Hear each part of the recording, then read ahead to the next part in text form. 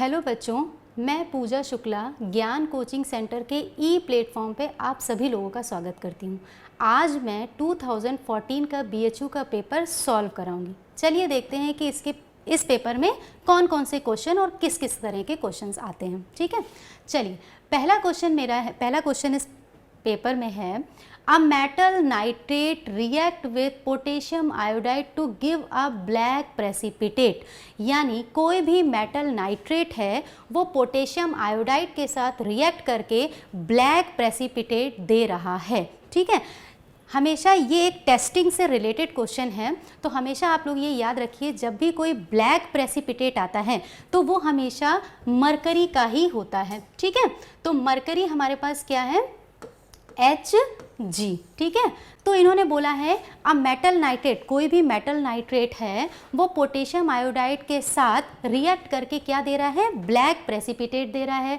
Which on addition of excess of potassium iodide, जब वो black precipitate दे देता है उसके बाद हम क्या करते हैं, उसमें पोटेशियम आयोडाइड को एक्सेस में मिलाते हैं, ऐसा क्वेश्चन हमारा कह रहा है। ठीक है, बट हमें ध्यान किस पे रखना है कि हमारा पहला जो प्रेसिपिटेट आया है वो क्या आया है, क्योंकि हमको उसी का आयन बताना है। A metal nitrate react with potassium iodide to give a black precipitate, और जो कि हम बता चुके हैं कि ब्लैक प्रेसिपिटेट जो है वो हमेशा किसका आता है, HgS यानी मर्क्यूरी सल्फाइड का ही आता है। Which on addition of excess of potassium iodide, अगर हम इसी में पोटेशियम आयोडाइड को एक्सेस में मिला देते हैं तो वो किस में कन्वर्ट हो जाता है, ऑरेंज कलर में कन्वर्ट हो जाता है। बट हमसे पूछ रहा है कि वो आयन जो है धातु नाइट्रेट का आयन क्या है, तो ब्लैक प्रेसिपिटेट हमेशा मरकरी सल्फाइड का ही आता है, तो उसका आयन हमारा क्या हो जाएगा, Hg2 पॉजिटिव। यानी फर्स्ट क्वेश्चन का आंसर हमारा क्या हो गया, Hg2 पॉजिटिव। चलिए सेकेंड क्वेश्चन पे आते हैं। सेकेंड क्वेश्चन हमारा है ये भी आपका थ्योरेटिकल बेस्ड क्वेश्चन है, इसको भी आपको थोड़ा लर्न ही करना पड़ेगा। The two forms of D glucopyranose, यानी दो फॉर्म डी ग्लूकोपाइरेनोज के हम लेते हैं तो और उसको किसके सोल्यूशन में मिलाते हैं, डी ग्लूकोज, यानी डी ग्लूकोज के सोल्यूशन में अगर हम मिलाएंगे तो हमें क्या फॉर्म होगा, किस तरह की हमें आकृति या किस तरह का रूप फॉर्म हो रहा है, ये हमें बताना है। The two form of D glucopyranose, यानी अगर हम डी ग्लूकोपाइरेनोज के टू फॉर्म्स को ले लेते हैं और उसको किसी सोल्यूशन में मिलाते हैं, मिक्स करते हैं, तो उसका हमेशा जो फॉर्म आता है वो क्या आता है, एनोमर्स ही आता है। तो यानी इसका सेकंड का हमारा जो ऑप्शन है वो कौन सा करेक्ट हो जाएगा, थर्ड ऑप्शन एनोमर्स। यानी the two form of D-glucopyranose obtained from the solution of D-glucose are called anomers। Clear हो गया। चलिए थर्ड क्वेश्चन हमारा क्या कह रहा है, यौगिक यानी the compound that is most reactive towards nitration, यानी इनमें से ऐसा कौन सा कंपाउंड है जो बहुत ज़्यादा एक्टिव है नाइट्रेशन की रिएक्शन को करने के लिए। सिर्फ सिंपल ये क्वेश्चन पूछा जा रहा है। सारे हमारे क्या हैं, एरोमेटिक कंपाउंड्स हैं। एरोमेटिक कंपाउंड्स में अगर हम इन दोनों की बात करें, टॉलुइन और बेंजीन की, छोटी छोटी ट्रिक्स हैं, छोटी छोटी चीज़ें हैं, अगर वो आप लोग ध्यान में रखेंगे तो ये सारे ऑप्शन आपको याद करने में ईजी रहेगा, क्योंकि केमिस्ट्री ऐसा सब्जेक्ट नहीं है कि आपको लर्न किया जाए। टॉलुइन, अगर हम टॉलुइन की बात करें तो टॉलुइन जो है वो हमारा किससे फॉर्म होता है, बेंजीन से। बेंजीन का एक हाइड्रोजन रिमूव होकर यहाँ पर क्या आ जाता है, एल्किल ग्रुप यानी CH3 को अगर हम ऐड कर देते हैं तो वो हमारा क्या हो जाता है, टॉलुइन। यानी बेंजीन से पहले ही एक हाइड्रोजन क्या हो चुका है, रिमूव हो चुका है। इसलिए टॉलुइन की जब हम किसी भी नाइट्रिक एसिड या किसी भी नाइट्रिक एसिड के साथ अगर हम रिएक्शन कराएंगे तो टॉलुइन बहुत जल्दी क्या कर लेगा, रिएक्शन कर लेगा और उसका प्रोडक्ट फॉर्म कर देगा। अगर हम बेंजीन की बात करते हैं तो बेंजीन एक स्टेप थोड़ा पीछे जाएगा, पहले वो एक हाइड्रोजन को रिमूव करके एल्किल ग्रुप बनाएगा, देन वो क्या करेगा, नाइट्रेशन करेगा। तो फास्ट रिएक्शन कौन देगा, टॉलुइन। इसका मतलब हमारा आंसर क्या हो गया इसका, the compound that is most reactive, देगा तो बेंजीन भी, लेकिन वो मोस्ट रिएक्टिव कौन हो जाएगा, टॉलुइन, क्योंकि उसमें पहले ही क्या ऐड हुआ है, एल्किल ग्रुप। चलिए अब हम देखते हैं कि क्वेश्चन नंबर 4 हमारा क्या है। क्वेश्चन नंबर 4 हमारा कहता है potassium, Kolbe electrolysis of potassium succinate, यानी पोटेशियम सक्सीनेट का अगर हम इलेक्ट्रोलिसिस कराते हैं तो हमें प्रोडक्ट क्या फॉर्म हो रहा है, ये चीज़ हमसे पूछी जा रही है। पोटेशियम सक्सीनेट होता क्या है? पोटेशियम सक्सीनेट की अगर हम बात करें बच्चों, तो पोटेशियम सक्सीनेट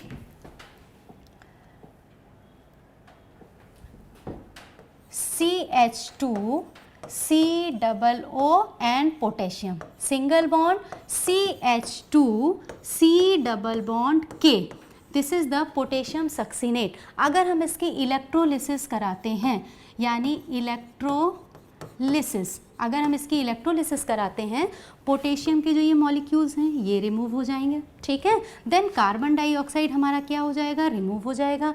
जब कोई भी बॉन्ड से हम किसी भी चीज़ को रिमूव करते हैं तो ये बॉन्ड किस में कन्वर्ट हो जाता है? डबल बॉन्ड में। तो हमारे पास प्रोडक्ट क्या फॉर्म होके आता है? Ethylene CH2 double bond CH2, और कौन सी गैस रिमूव हो जाती है? कार्बन डाइऑक्साइड, ठीक है। यानी हमारा इसका आंसर क्या हो गया? प्रोडक्ट हमारा क्या फॉर्म होके आ रहा है? Ethylene and carbon dioxide. तो क्वेश्चन हमारा क्या कह रहा था कि अगर हम पोटेशियम सक्सीनेट का इलेक्ट्रोलिसिस कराते हैं तो हमें क्या फॉर्म होता है? जब हम पोटेशियम सक्सीनेट का इलेक्ट्रोलिसिस करा रहे हैं तो potassium remove, carbon dioxide remove, और सिंगल बॉन्ड किस में कन्वर्ट हो गया? डबल बॉन्ड में। तो हमारा प्रोडक्ट क्या निकल के आ गया? Ethylene plus carbon dioxide. चलिए अब हम आते हैं नेक्स्ट क्वेश्चन पे। नेक्स्ट क्वेश्चन हमारा क्या कह रहा है, एंड ये भी आपका थ्योरेटिकल बेस्ड है बेटा, इसको लर्न करना पड़ेगा, थोड़ा दिमाग में रखकर लर्न करना पड़ेगा। An enantiomerically pure acid is treated, कोई भी एनेंशियोमेरिकली प्योर एसिड है वो किसके साथ? Racemic mixture of an alcohol, किसी भी एल्कोहल के रेसिमिक मिक्सचर के साथ अगर वो ऐड होता है तो वो उसका फॉर्म हमेशा एन ऑप्टिकली एक्टिव मिक्सचर ही आता है। क्लियर हो गया? यानी इसका आंसर हमारा क्या हो गया? फर्स्ट। ओके, चलिए नेक्स्ट क्वेश्चन पे आते हैं। Which of the following compound is oxidized to prepare methyl ethyl ketone, यानी इनमें से कौन सा ऐसा कंपाउंड है जो कि हमें क्या दे रहा है? Methyl ethyl ketone. सबसे पहली चीज़, एरोमेटिक कंपाउंड आप लोगों ने पढ़ा हुआ है तो आपको ये पता होना चाहिए कि एरोमेटिक कंपाउंड में जो भी हमारे फिनॉल होते हैं, एरोमेटिक का कोई भी फिनॉल ले लें और उसका अगर हम ऑक्सीडेशन कराते हैं तो ऑक्सीडेशन करने पर हमें क्या फॉर्म होता है? कीटोन ही फॉर्म होता है। ऑक्सीडेशन की कई सारी कंडीशंस हैं, ये आपको बुक में जब आप रिएक्शंस पढ़ोगे तब आपको पता चलेगा, ठीक है। क्योंकि यहाँ ऑक्सीडेशन की बहुत सारी न्यूट्रल मीडियम में भी हैं, एल्कलाइन मीडियम में भी हैं, एसिडिक मीडियम में भी हैं, तो यहाँ सारी रिएक्शन हम डिक्टेट नहीं करेंगे। तो यहाँ पे क्या बोल रहा है? Which of the following compound is oxidize to prepare methyl ethyl ketone. हमें ये पता हो गया कि जो हमारे एल्कोहल होते हैं अगर हम उनका ऑक्सीडेशन कराते हैं तो हमें क्या फॉर्म होता है? कीटोन फॉर्म होता है, ठीक है। रिएक्शन आप लोग अपनी बुक में देखिएगा। इसका हम कौन सा कंपाउंड है? 2-ब्यूटेनॉल। 2-ब्यूटेनॉल जो है, अगर हम इसकी रिएक्शन, इसका अगर हम ऑक्सीडेशन कराते हैं तो हमें क्या फॉर्म हो जाएगा? मेथिल एथिल कीटोन, ठीक है। ये आपका इसका आंसर हमारा कौन सा करेक्ट हो जाएगा? सी। चलिए नेक्स्ट क्वेश्चन पे आते हैं। नेक्स्ट क्वेश्चन हमारा कह रहा है, यदि बेंजीन डाइएजोनियम क्लोराइड की अभिक्रिया फिनॉल से दुर्बल क्षारीय माध्यम में कराते हैं, ठीक है, benzene diazonium chloride react with phenol in a weak basic medium, यानी बेंजीन डाइएजोनियम क्लोराइड, सिंपल सी बात है, ये एक बहुत इंपॉर्टेंट, बहुत ही स्पेसिफिक रिएक्शन है जो स्पेशल में पढ़ाई जाती है। चलिए देखते हैं, benzene diazonium chloride. Benzene diazonium chloride हमारा क्या है? यहाँ पे हम छोटा सा लिख दे रहे हैं, बेंजीन डाइएजोनियम क्लोराइड, ठीक है। This one is benzene diazonium chloride. Clear? Benzene diazonium chloride की रिएक्शन हम किससे करा रहे हैं? फिनॉल से करा रहे हैं, ठीक है। फिनॉल से रिएक्शन जब हम कराते हैं, इसका क्लोरीन इसके OH से, फिनॉल का मतलब क्या हो गया? कंपाउंड में क्या ऐड होगा? OH ऐड होगा। इसका क्लोरीन इसके OH से क्या हो जाएगा? रिप्लेस हो जाएगा, और हमारे पास जो प्रोडक्ट आ जाएगा वो क्या आ जाएगा?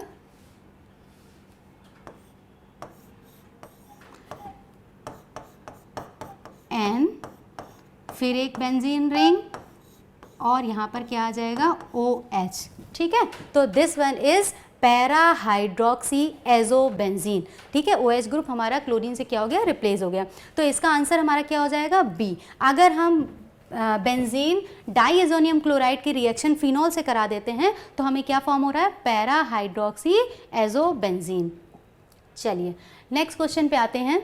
The reaction of toluene with chlorine in the presence of ferric chloride, यानी अगर हम टोलुइन की रिएक्शन क्लोरीन के साथ करा रहे हैं। टोलुइन आपको सभी को पता है, बेंजीन में अगर कोई एक एल्किल ग्रुप ऐड है तो उसी को हम क्या बोलते हैं, टोलुइन बोलते हैं। ठीक है, टोलुइन यहाँ पे हम एक बार फिर से लिख देते हैं कि टोलुइन होता क्या है। टोलुइन का मतलब हो गया दिस वन, एक बेंजीन रिंग, और इस बेंजीन रिंग में हमारा क्या है, CH3 ऐड है। ठीक है, तो इसको हम क्या बोलेंगे, टोलुइन। कह रहा है टोलुइन की रिएक्शन हम किसके साथ करा दें, क्लोरीन के साथ करा दें। ठीक है, अब कंडीशन बहुत सारी होती हैं, हम कंडीशन की यहाँ बात नहीं करें, सिर्फ हमको ये पता करना है कि अगर टोलुइन है और वो क्लोरीन के साथ रिएक्शन कर रहा है तो हमें प्रोडक्ट क्या मिल रहा है। टोलुइन की रिएक्शन अगर हम क्लोरीन के साथ कराते हैं तो क्लोरीन इसके ऑर्थो और इसके पैरा पे क्या हो जाता है, ऐड हो जाता है, और हमें प्रोडक्ट क्या मिल जाता है, ortho and para chlorotoluene. Clear हो गया, यानी toluene is react with chlorine to form ortho and para chlorotoluene, यानी इस क्वेश्चन का आंसर हमारा क्या हो जाएगा, डी ऑप्शन हो जाएगा। क्लियर, आइए देखते हैं अब आपका नेक्स्ट क्वेश्चन इस पेपर का क्या है। नेक्स्ट क्वेश्चन हमारा कह रहा है among the following which one of the most basic, यानी जितने भी हमारे ये कंपाउंड्स दिए हुए हैं उनमें मोस्ट बेसिक कौन सा है। तो एक बेसिक चीज़ यहाँ पर ये है कि जो भी हमारे एलिफैटिक एमीन होते हैं, एलिफैटिक एमीन हमेशा मोर बेसिक होते हैं एरोमेटिक से इन कंपैरिजन टू एरोमेटिक। तो यहाँ बस सिंपल सी बात है, इन क्वेश्चंस में हम ये देख लेंगे कि हमारा एलिफैटिक एमीन है क्या। एलिफैटिक एमीन हमें दिख रहा है कि बेंजोलामीन है, इसका मतलब हमारा ऑप्शन कौन सा करेक्ट हो जाएगा, बी।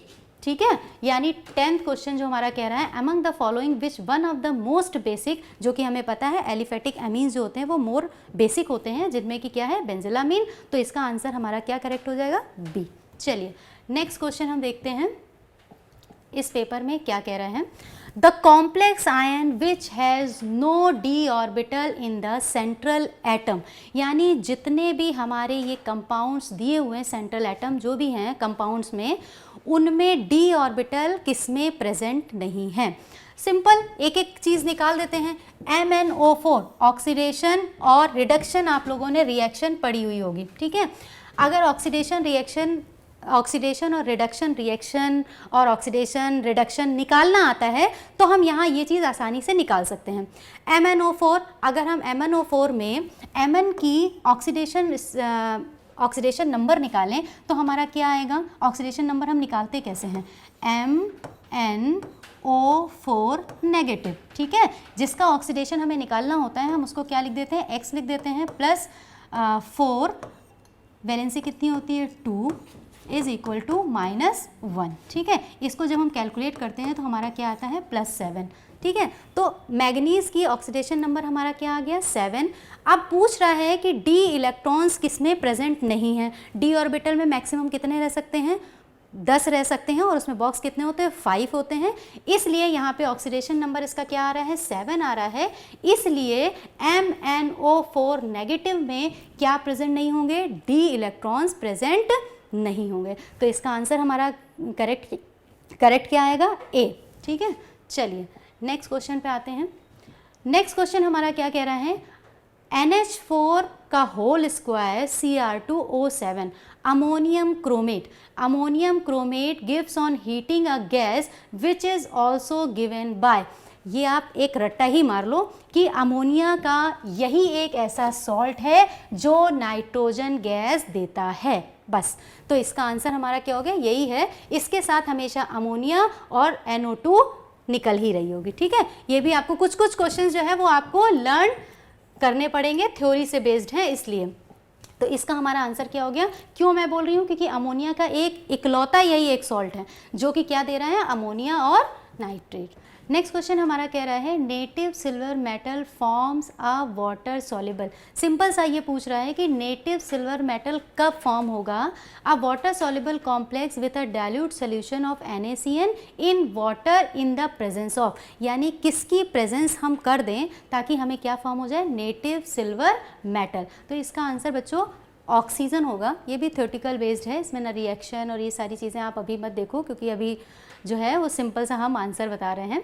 इसका आंसर हमारा क्या है, नेटिव सिल्वर मेटल कब फॉर्म होगा, हम जब किसकी प्रेजेंस कर दें, ऑक्सीजन की, ठीक है, क्योंकि और बाकी चीज़ें हमें इसमें दी हुई हैं। कह रहा है native silver metal forms a water soluble complex with a dilute solution of NaCN, यानी NaCN का डाइल्यूट सोल्यूशन प्रेजेंट है। अब हम इसमें किसकी प्रेजेंस कर दें ताकि हमें क्या फॉर्म हो जाए, नेटिव सिल्वर। तो इसका करेक्ट आंसर हमारा क्या होगा, ऑक्सीजन, यानी 13 का आंसर हमारा क्या करेक्ट हो जाएगा, 4th।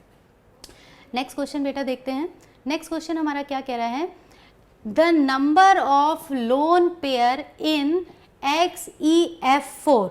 अगर जिनॉन फ्लोराइड में अगर हम देखें तो पूछ रहा है इसमें लोन पेयर का नंबर कितना है, यानी उसमें कितने लोन पेयर प्रेजेंट होंगे। XeFO4 सभी लोग जानते हैं कि Xe हमारी क्या है, एक नोबल गैसेस है, ठीक है। अगर हम इसका स्ट्रक्चर देखें तो इसका स्ट्रक्चर कुछ इस तरह का आता है, ये सभी लोगों ने पढ़ा हुआ होगा।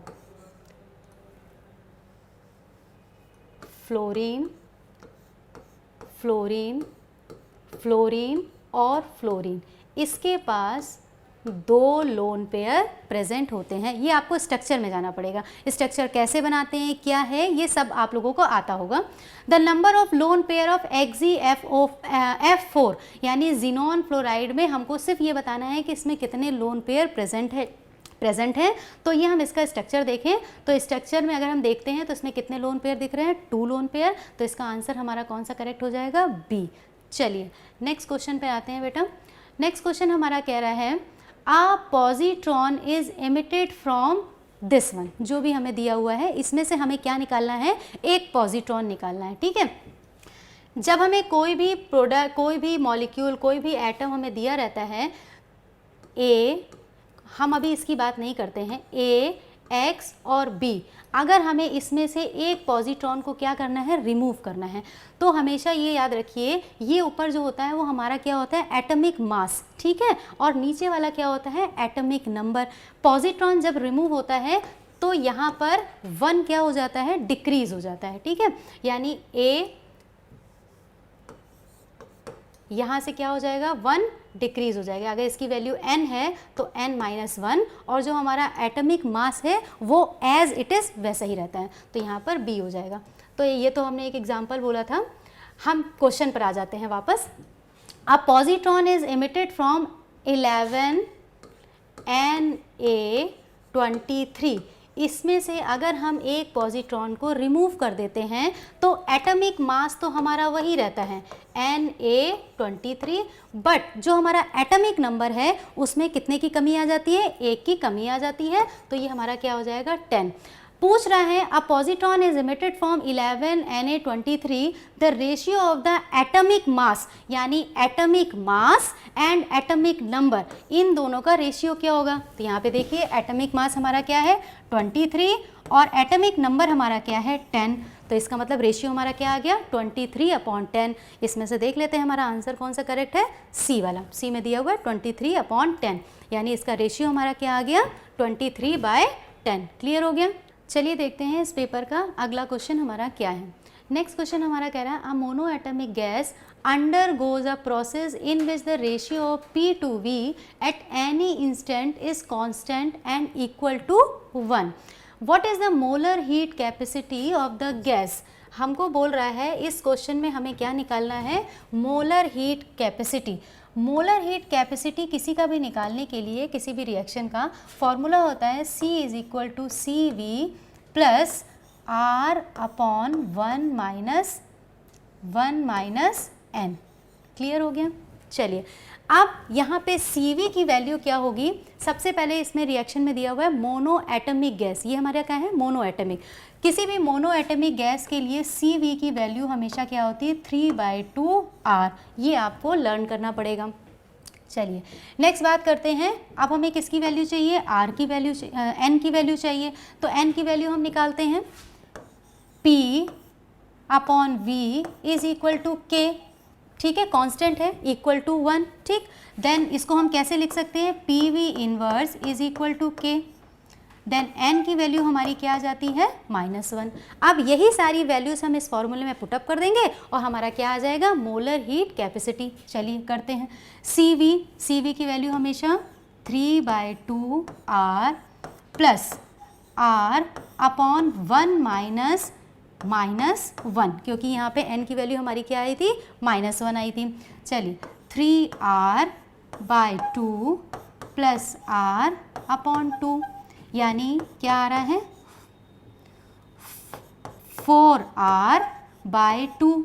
अगर हम इसको और सॉल्व करेंगे तो हमारा क्या आ जाएगा, 2R आ जाएगा। बट हमारे ऑप्शन में क्या दिया हुआ है, 4R/2, यानी मोलर हीट कैपेसिटी इस रिएक्शन के लिए क्या आ जाएगी, 4R/2। यानी इसका आंसर हमारा, इसका कौन सा ऑप्शन करेक्ट होगा, C। चलिए देखते हैं इस पेपर का अगला क्वेश्चन हमारा क्या है। For a first order reaction A it gives to product concentration A changes from 0.1 to point यहाँ तक जाता है इन 40 मिनट्स में, ठीक है। The rate of reaction where concentration of A is equal to ये, ठीक है। हमें क्या निकालना है बेटा, कंसंट्रेशन, रेट ऑफ रिएक्शन इसमें क्या है, निकालनी है। रेट ऑफ रिएक्शन निकालने के लिए सबसे पहला जो हमारा फॉर्मूला होता है वो हमारा क्या होता है, थोड़ा छोटा लिखेंगे बेटा, थोड़ा ध्यान रखना। R is equal to K and concentration of A। Clear हो गया। यहाँ पर रेट ऑफ रिएक्शन निकालने के लिए हम ये फॉर्मूला यूज़ करेंगे, इसकी वैल्यू और इसकी वैल्यू हम पुटअप कर देंगे तो हमारा क्या आ जाएगा, रेट ऑफ रिएक्शन। बट हमें A की तो वैल्यू गिवन है बट K नहीं पता है। K के लिए हम फिर एक फॉर्मूला अप्लाई करेंगे, T is equal to 2.303 upon K log A upon A minus X, ठीक है। इसमें सारी वैल्यूज़ पुटअप करके हम किसकी वैल्यू फाइंड आउट कर लेंगे, K की वैल्यू, और इस K की वैल्यू को हम ऊपर रेट ऑफ रिएक्शन में की जो हमारी इक्वेशन है उसमें हम पुटअप कर देंगे तो हमारी क्या आ जाएगी, रेट ऑफ रिएक्शन। थोड़ा सा हम यहाँ पे सॉल्व करके दिखा दे रहे हैं। T हमारी क्या दिया हुआ है, वैल्यूज़ दी हुई है 40 is equal to 2.303 upon K log A, और A माइनस एक्स की वैल्यू भी हमें दी हुई है। A की वैल्यू हमारी क्या है, 0.1 अपॉन 0.025। क्लियर। चलिए यहाँ से हम पॉइंट को रिमूव करेंगे और इस तरह से सॉल्व, 25 को इससे कट करेंगे तो यहाँ क्या आ जाएगा, 4 आ जाएगा। 40 is equal to 2.303 upon K log 4। Log 4 को हम कैसे लिख सकते हैं, 2 log 2। 40 is equal to 2.303 upon K 2 log 2। Clear. आधा तो इक्वेशन सॉल्व हो चुकी है। यहाँ से हम किसकी वैल्यू फाइंड आउट कर लेंगे, K की वैल्यू। इस K की वैल्यू को हम कहाँ पुटअप कर देंगे, रेट ऑफ रिएक्शन की, रेट ऑफ रिएक्शन की जो इक्वेशन है उसमें हम पुटअप कर देंगे। जब हम इसकी वैल्यू इसमें पुटअप करेंगे तो हमारा आंसर, जब आप पूरा सॉल्व करोगे तब आपको आंसर पता लगेगा। इसका आंसर आएगा 3.47 इंटू 10⁻⁻⁴ मिनट इनवर्स। क्लियर हो गया। ये हम इस तरह से इसको सॉल्व करेंगे। चलिए अब हम देखते हैं इस पेपर का अगला क्वेश्चन हमारा क्या है। During depression and freezing point in a solution in equilibrium are, साम्य अवस्था में एक विलयन के गलनांक में कमी करें। साम्य अवस्था हमारी क्या होती है बेटा, साम्य अवस्था का मतलब होता है कि जब रेट ऑफ रिएक्शन, मतलब किसी भी रिएक्शन में रेट ऑफ जो हमारा रिएक्टेंट है, यानी A, रेट ऑफ जो हमारे रिएक्टेंट हैं और रेट ऑफ प्रोडक्ट जब हमारा क्या हो जाता है, इक्वल हो जाता है, तो वो रिएक्शन हमारी क्या हो जाती है, क्या बोलते हैं, इक्विलिब्रियम स्टेट। वो रिएक्शन हमारी किस स्टेट में आ जाती है, इक्विलिब्रियम स्टेट में आ जाती है। तो यहाँ हम इक्विलिब्रियम स्टेट की बात कर रहे हैं। साम्य अवस्था में अगर एक विलयन के किस में कमी कर दी जाए, गलनांक में अगर कमी कर दी जाए, यानी उसके फ्रीजिंग पॉइंट में अगर हम कम कर दें, तो वो सोल्यूशन कैसा हो जाता है, उसका जो हमारा लिक्विड होता है वो भी सॉल्वेंट हो जाता है और जो सॉलिड होता है वो भी क्या होता है, सॉल्वेंट, क्योंकि तब तब वो हमारी रिएक्शन किस में है, इक्विलिब्रियम में है। क्लियर हो गया, यानी ये इक्विलिब्रियम की स्टेट थी। इसलिए यहाँ पर ये पूछा जा रहा था कि अगर हम किसी भी during depression and freezing point in a solution in equilibrium are, साम्य अवस्था में किसी विलयन में हम क्या कर रहे हैं, गलनांक में कमी कर रहे हैं, तो क्या हो जाएगा, लिक्विड भी हमारा सॉल्वेंट हो जाएगा और जो हमारा सॉलिड है वो भी क्या हो जाएगा, सॉल्वेंट। तो इसका आंसर हमारा कौन सा करेक्ट हो जाएगा, ए।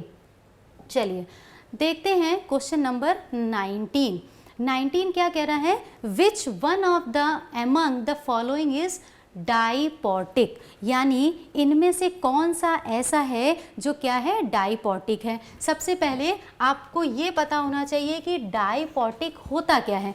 डाइपोटिक का मतलब क्या होता है, किसी भी स्ट्रक्चर में, मतलब अगर हम कोई भी कंपाउंड है और उसका हम स्ट्रक्चर फॉर्म कर रहे हैं, किसी भी स्ट्रक्चर में जितने हाइड्रोजन ऑक्सीजन के साथ जुड़े होते हैं, केवल हाइड्रोजन की बात कर रहे हैं, जितने हाइड्रोजन ऑक्सीजन के साथ जुड़े होते हैं वो उतना ही क्या हो जाता है, डाइपोटिक, ट्राइपोटिक, इस तरह से हम इसको डिफाइन कर देते हैं। ठीक है, अगर किसी कंपाउंड में हाइड्रोजन 3 ऑक्सीजन के साथ जुड़ा हुआ है, ठीक है, हर एक हाइड्रोजन मतलब हाइड्रोजन ऑक्सीजन से कितने जुड़े हुए हैं, 3, तो वो हमारा क्या हो जाएगा, ट्राइपोटिक हो जाएगा। लेकिन हम ट्राइपोटिक की बात नहीं करेंगे, यहाँ पे पूछ रहा है which one of the following is diatomic, यानी इनमें से कौन सा ऐसा कंपाउंड है जो क्या है, डाइपोटिक है।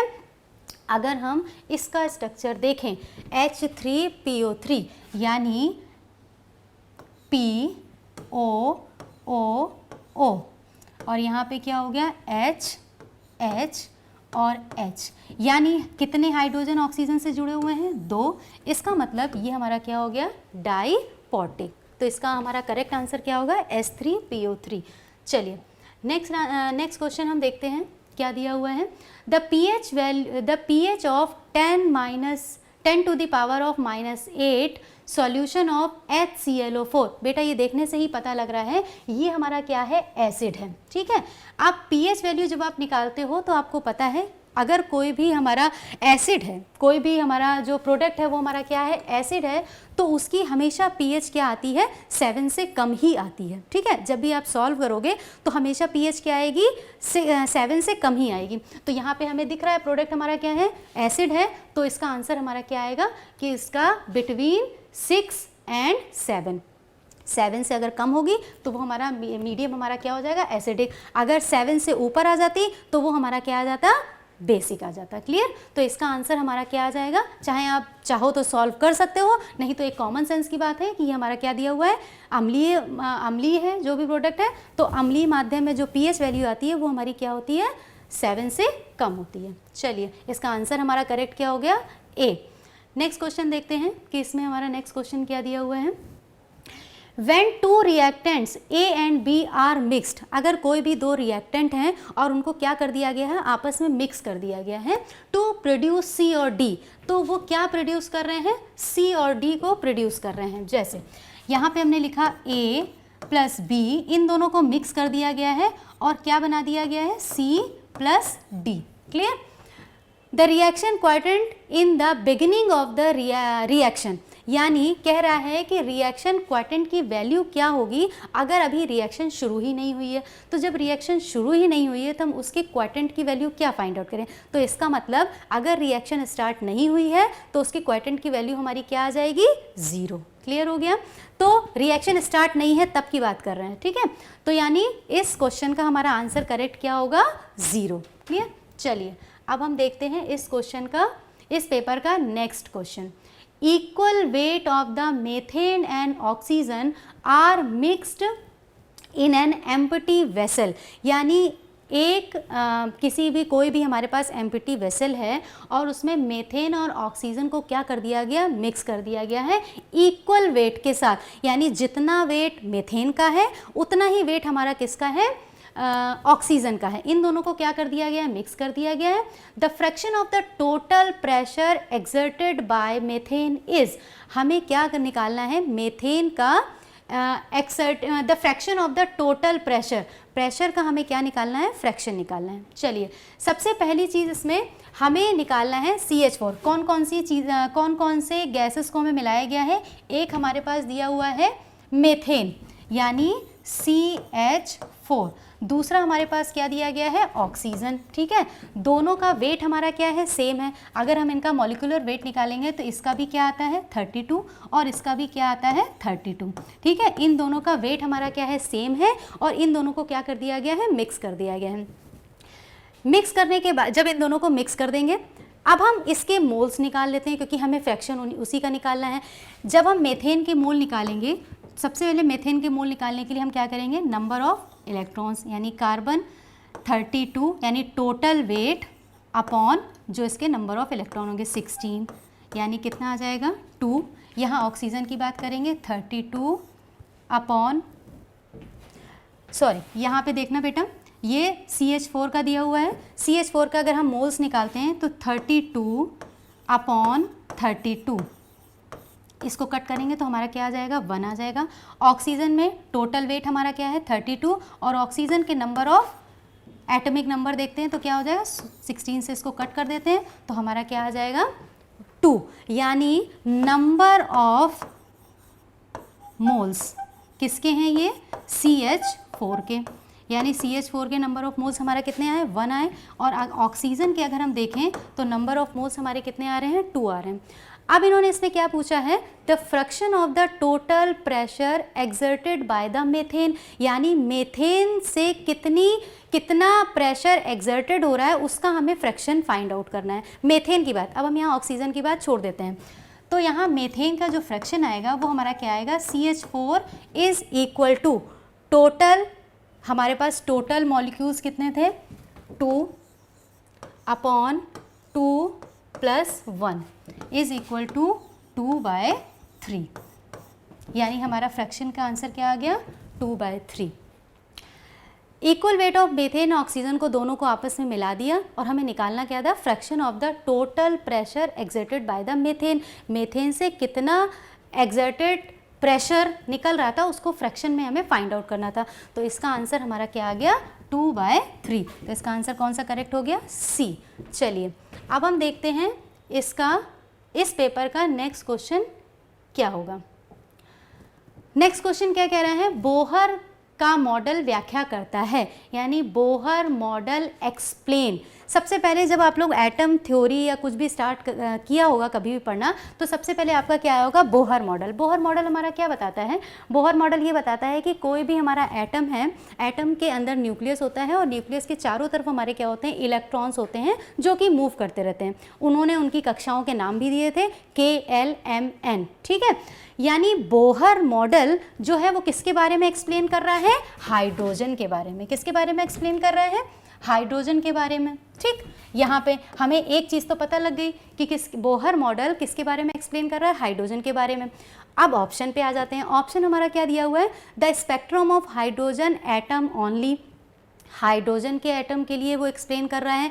द स्पेक्ट्रम ऑफ, अगर ये ऑप्शन नहीं होता, सेकंड ऑप्शन देखिए, the spectrum of an atom और an ion containing 1 electron only, यानी बोहर मॉडल उन कंपाउंड्स या उन एटम को एक्सप्लेन करता है जिनकी आखिरी कक्षा में कितने इलेक्ट्रॉन है, 1 इलेक्ट्रॉन है। अगर ये ऑप्शन हमारा ना होता तो ये ऑप्शन करेक्ट था। ठीक है, क्योंकि ये हाइड्रोजन के बारे में एक्सप्लेन कर रहा है और हाइड्रोजन की आखिरी कक्षा में ही क्या होता है, 1 इलेक्ट्रॉन होता है। बट इन्होंने दूसरा ऑप्शन क्या दे दिया, the spectrum of an atom, यानी कोई भी हमारे पास कोई भी हाइड्रोजन को छोड़कर कोई एक और एटम है जो कि एटम है या कोई आयन है जिसकी आखिरी कक्षा में कितने हैं, 1 इलेक्ट्रॉन है, तो वो भी एक्सप्लेन कौन करेगा, बोहर मॉडल करेगा। बोहर मॉडल का बेसिक चीज़ यही है कि वो उसी के बारे में एक्सप्लेन कर रहा है जिसकी आखिरी कक्षा में क्या है, 1 इलेक्ट्रॉन है। ठीक है, अगर हाइड्रोजन ये वाला ऑप्शन होता तो केवल हाइड्रोजन ये करेक्ट होता, बट यहाँ पे इन्होंने दूसरा दे दिया है कि अगर हाइड्रोजन एटम है या कोई आयन भी ऐसा है जिसकी आखिरी कक्षा में कितना है, 1 इलेक्ट्रॉन है, तो उसको भी एक्सप्लेन कौन करेगा, बोहर मॉडल। तो इन दोनों में बेस्ट ऑप्शन हमारा करेक्ट क्या होगा, बी वाला। ठीक है, चलिए, in the titration of Na2CO3 by HCl, अगर हम सोडियम कार्बोनेट और HCl का टाइट्रेशन करते हैं तो सबसे पहले हमारा क्या मिलाया जा रहा है इंडिकेटर, मेथिल ऑरेंज, देन फिर क्या यूज़ किया जा रहा है, फिनोफ्थिलीन। कह रहे हैं जो दोनों इंडिकेटर हैं उनकी जो वॉल्यूम है वो हमारी क्या है, सेम है। और कितनी बार मिलाए जा रहे हैं, 2 बार मिलाए जा रहे हैं, इसलिए इस वॉल्यूम में हम किसका मल्टीप्लाई कर देंगे, 2 का मल्टीप्लाई, क्योंकि इसमें पूछ रहा है टोटल वॉल्यूम। देखो will be the volume required at the equivalence point will be, equivalence point पर टोटल वॉल्यूम हमारा क्या होगा, एक बार वॉल्यूम मेथिल ऑरेंज वो भी 10 ml, फिर हमने क्या ऐड किया, फिनोफ्थिलीन वो भी क्या था 10 ml, तो यानी 2 × 10 is equal to 20। Total volume हमारा क्या आ गया 20, तो इसका करेक्ट आंसर हमारा क्या हो जाएगा 20। चलिए देखते हैं इसका नेक्स्ट क्वेश्चन हमारा क्या है इस पेपर का। The total number of electron present in 18 ml of water. ठीक है, सबसे पहले हम वाटर की बात करें तो वाटर में टोटल नंबर ऑफ इलेक्ट्रॉन्स हमारे हैं कितने, 2 + 8 इज इक्वल टू 10। ठीक है, 1 मोल इज इक्वल टू 6.023 × 10⁻23। हमें यहाँ पे कितने इलेक्ट्रॉन्स फाइंड आउट हो गए हैं, 10। तो इसके लिए हम क्या करेंगे, 10 mole water is equal to 6.023 × 10⁻23 × 10। जब इसको सॉल्व करेंगे 6.023 × 10⁻24। करेक्ट आंसर हमारा क्या हो गया, 6.03 × 10⁻24। Clear, okay, thank you.